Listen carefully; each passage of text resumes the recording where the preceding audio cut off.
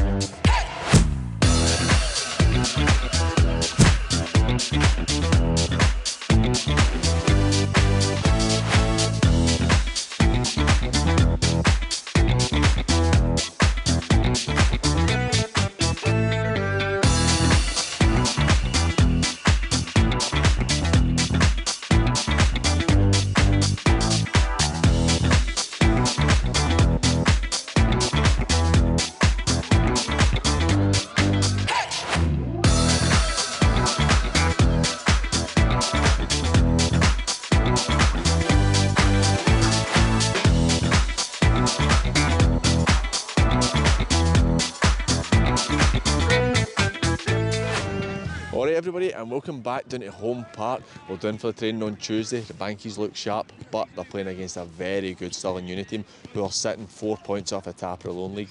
But Clydebank have won 11 out of the last 12. I think we're in for a good one today, so let's enjoy it.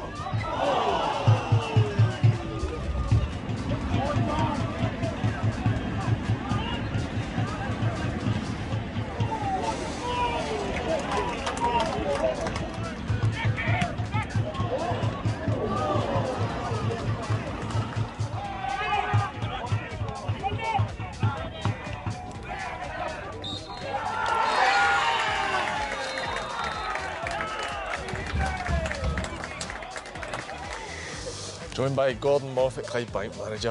Moff, 2-1, that was quite hard to take today. How do you feel? I said to players at Paul, I thought the least we deserved would have been extra time there. I don't think we deserved to lose the game, the amount of chances we've had, but at the end of the day, Stirling Uni have took their chances. From our point of view, just very unfortunate goals. The first one's a bit of a freak with the ricochet, and the second one's a ricochet to get them in for the pen. So you feel a wee bit sore with that, but obviously they had other good chances as well. I thought it was a hell of a cup tie, but I just disappointed to be in the wrong end of it. Obviously with the first goal being the own goal, there's nothing Nick you can do about it, and it's a hard one to take. Hamish has had a great chance in the first half. I think it was Big Craig had a good header that he's put in the ground as well. He's had chances to get a goal and it just didn't seem to fall for you properly. I think in the first half, like I said, I felt a wee bit hard done by not scoring a goal. Like you said, Hamish had the one-on-one, and we had a few more situations, maybe no clear-cut, but situations for a cutback. Maybe didn't hit the final ball. The goalkeeper had a few good saves. Second half, it was the same again. You know, the one, I think it was Hamish or Connor Higgins, and we had a lot of good situations, but it just didn't go our way today. It was disappointing. We mentioned it off camera there. So the word I'd use, I thought they were quite cute at the end. There was a wee kind of bust up with you and Chris Geddes. They managed the game very well for a young side at the end. It's possibly why they're having such a good season, because they can see it through. Yeah. But you can't be overly disappointed. This is a team who have got a good chance of winning the league above, and in my opinion, he's probably deserved at least a draw at the very worst of it. I mean, I'm disappointed, to be honest. I'm disappointed because I know what our guys are capable of, but I know what you're saying. It's you know, they're obviously flying high. A very good side, you can see that. You've got them well drilled, and all credit to them. They're in contention at the top of that league. I think it shows again, you know, the quality of this league as well, that we're in about it. You know, the thing on the side, I think it's one of them things. There's, you know, I felt they were, but a gamesmanship where the boy wasn't injured, and obviously Chris thought that we should be giving them the ball back, and for me there was no way. It was that situation, the boy wasn't injured, so but one of them ones, there's no hard feelings. Obviously disappointed to have been put in the competition. He's been on a tremendous run, missing certain players today, particularly a striker, which I think he's probably could have got the win today. There's a lot to look forward to for the rest of the season. Still got our cup competition, and the league is dead by no means, so disappointing today, but you've got to be focusing on quite a few things going forward. I mean, we've still got a lot to play for. I think we've got a very busy March, which starts on Wednesday, so it's a wee bit sort of A&E in there at the minute. You know, we had 7 out today, plus the guys who were playing with bits and pieces or coming on with bits and pieces, so we're trying to just hold things together a wee bit. We're going to need everybody, and that'll start, you know, Wednesday come that, and then another tough one at Rob Roy. It's just the nature, as I said, it's the nature of going deep into the cups. That's what you end up with. So we'll keep managing that as best we can. Well, unlucky today, mate. All the best for this. Cheers. Cheers. Cheers, mate. We're joined by Chris Geddes, manager of Stirling Uni. Chris, that was a good cup tie, a hard-fought win for you. How do you feel for it? Delighted. You said it was a hard-fought cup tie. Speaking to Gordon there, if they'd won it, it would have been disappointing, but they had chances as well, and we had chances, and thankfully we came out, we got 2 and they only got 1, so the boys, listen, Clydebank are a top West team, and it's always good to beat the West teams and the East teams, you know what I mean, because they want to be where we are, but listen, really happy. Obviously it was a bit fortuitous for the first goal. Should have scored, but he should have scored before that bit. Hit Nicky low. Clydebank had a couple of chances. Aye. You did well to keep yourself in the game. Aye. Second half, I thought maybe the first 15-20 minutes you just came out and started to impose yourself a bit more. What did you say to them at half time? Well, like you said, I thought we started the game pretty well, and then Clydebank had a good spell, 10-15, but then we always had the goal behind us. But then second half, listen, I never gave them a kick up the backside. I just said it's one of these games where you need to graft. It's a tough game. We're playing a good side. Can't have it all your own way. In the shape we play, it's always going to be hard for us playing against good quality teams because we're 3 at the back. Do you know what I mean? There's a couple of them got a bit of a rock, and left back got a wee bit kick up the backside, and I thought he was excellent. And like you say, we came out 15 minutes and we could have made it 3-0. Kieran hit the bar, and then so be it. Clydebank scored straight after with a great strike from the full back. But yeah, just we don't tell them, listen, this was our 51st game of the season this year, so tactically we don't need to tell them much because they all know what to do for us. So a couple of wee kicks up the backside and just believe that you can go and get that goal, and thankfully we got the penalty. A bit of a clumsy one from, I still don't know if it was the goalie or the defender. It's the goalie. Was it the goalie? A bit clumsy. And then James, I think they knew where he might have went, but it was a great penalty. He's scored every one he's hit this year, so yeah, good. This is the first time I've seen you live. Like, we've spoken and stuff, and I always follow your results because whoever does your social media is always good with. But I could see why he's managed to get himself so many points, because at the end of the game there, where he was under a bit of pressure, I thought the boys were very cute. They wasted time in the right areas when they had to. Didn't they waste time? Oh, that didn't they waste time? Let's not kid ourselves. They did really well to manage the game. We'll say manage the game. Gordon said he was surprised at that as well, and his players were surprised at how well we managed it. And listen, I'll take that as a really good compliment, because something that people think is, oh, they're 19, they're no experience, but I guess as coaches we can, as my old assistant Mark used to say, we can teach them the dark arts as well.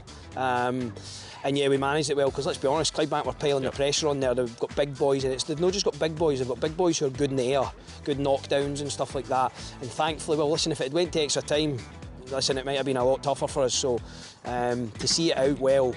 But our boys were tired, do you know what I mean? Some of them, we had a game, we played Saturday VK, then we had a game on Monday, and some of them had to play Saturday and Monday, and then obviously coming here. So thankfully we got that second goal at a good time.